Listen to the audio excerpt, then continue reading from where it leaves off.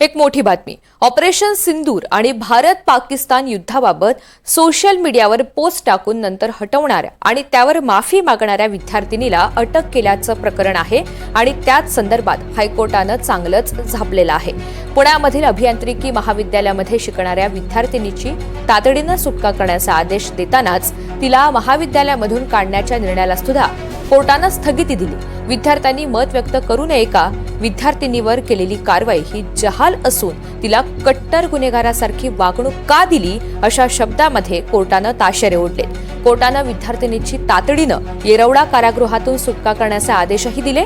रात्री उशिरा विद्यार्थिनीला येरवडा तुरुंगातून मागच्या दरवाजानं बाहेर काढण्यात आलं. दरम्यान विद्यार्थिनीच्या अटकेवर कोर्टानं काय म्हटलं आपण पाहूयात. हे काय आहे? तुम्ही विद्यार्थिनीचं आयुष्य बर्बाद करत आहात. हे कोणत्या प्रकारचं वागणं आहे? कुणीतरी काहीतरी व्यक्त केलं की तुम्ही तिचं आयुष्य उद्ध्वस्त करणार का? तुम्ही तिला महाविद्यालयामधून निलंबित केलं. तिला तिचं स्पष्टीकरण मांडण्याची संधी दिली होती का?